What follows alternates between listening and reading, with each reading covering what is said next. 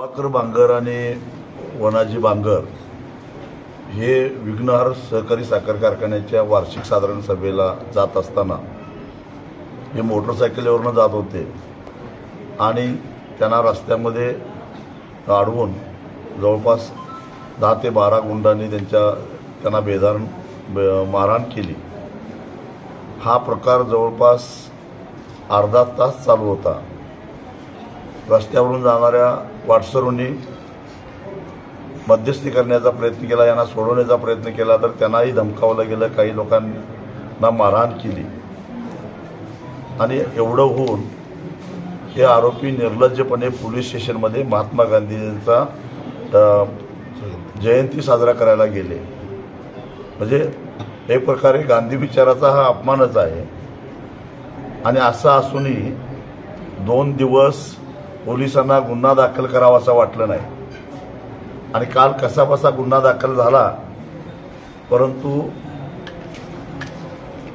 अजूनही आरोपींना अटक झालेली नाही।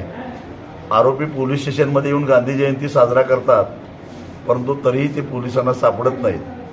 म्हणजे या ठिकाणी कायदा आणि सुव्यवस्थेचं काय दंडवडे निघालेत हे दिसून येतं। शिवाय माझी अशी माहिती आहे की त्यातले काही आरोपी हॉस्पिटलच्या परिसरामध्ये सुद्धा फिरत होते। म्हणजे एक प्रकारे पुन्हा एकदा दहशत निर्माण करायचं आणि आमच्या विरोधामध्ये आंदोलन कराल तर याद राखा असा मेसेज द्यायचा। हे प्रकार आम्हाला काही नवीन नाही, गेली 25 वर्षे हेच आम्ही उद्योग करतोय। आणि म्हणून देवेंद्र शहांना माझं सांगणं आहे, मी आत्ता प्रभाकर बांगरचं डिस्चार्ज घेतो आणि डेअरीवर प्रभाकरला घेऊन येतो। तुमच्यात काय दम असेल तर त्याच्यावर पुन्हा एकदा हल्ला करून दाखवा। जशाच तसं उत्तर दिल्याशिवाय आम्ही सोडणार नाही। आणि म्हणून इथून पुढे स्वाभिमानीच्या कोणाही कार्यकर्त्याला जर धक्का लागला तर याद राखा, तुम्हाला सुरक्षितपणे फिरता येणार नाही। मला वाटतं की सुज्ञाला एवढं सांगणं बरं ठीक आहे। आणि या आरोपींच्यावर कारवाई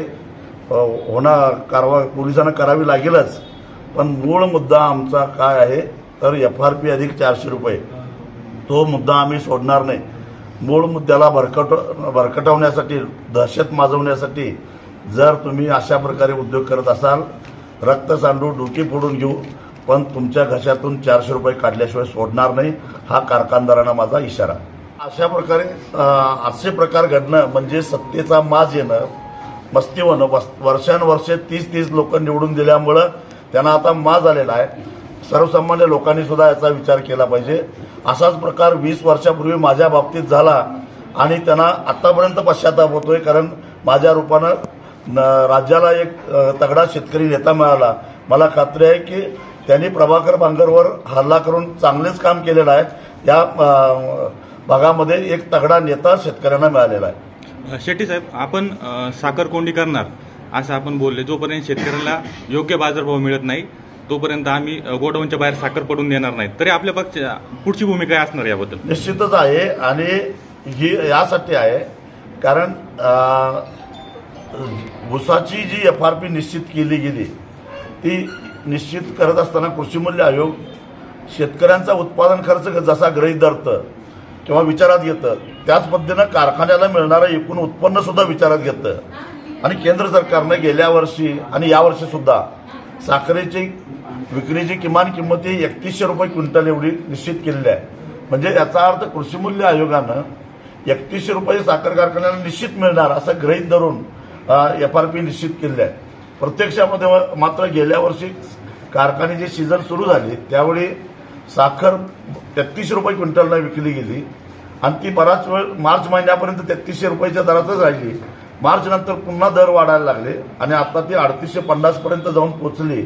म्हणजे सरासरी केंद्र सरकारनं निश्चित केलेल्या किमतीपेक्षा क्विंटल पाठीमागे 500 रुपये जादा उत्पन्न कारखान्यांना मिळालेलं आहे आणि त्यातलं शेतकऱ्यांना 400 रुपये मिळालं पाहिजे, ही आमची रास्त आणि अर्थशास्त्रीय भूमिका आहे। मी गेल्या वर्षभरापासून मागतोय या संदर्भात मुख्यमंत्र्यांच्याबरोबर माझ्या 3 वेळा बैठका झालेल्या आहेत। कारण FRP दिल्यानंतर वरचे पैसे द्यायचं त्याला रंगराजन समितीच्या शिफारशीनुसार महसुली जमा खर्च हा सरकारनं तपासायचा असतो आणि त्यातून ते पैसे द्यायचे असतात। पण सरकार वारंवार चालढकल करताय, साखर कारखानदारांना पाठीशी घालताय, तो हिशेब करत नाही.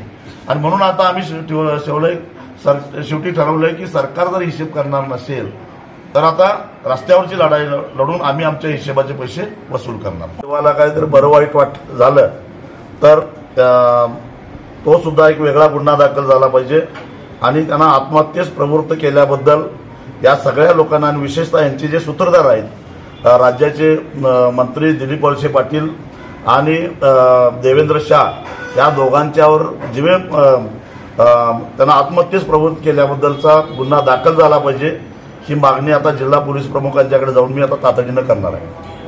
देवेंद्र शाह आणि तुमची व्यक्तिगत मैत्री असल्याची माहिती मिळते. मैत्री असली तरी सुद्धा चळवळीमध्ये सक्का भाऊ जरी असला आणि तो जर चुकीचं काम करत असला तर त्याला सोडणार नाही. म्हणूनच मी आता सांगितलं देवेंद्र शहामध्ये हिंमत असेल तर मी आता प्रभाकरला डेअरीमध्ये घेऊन येतो, त्याच्या अंगाला हात लावून दाखवा.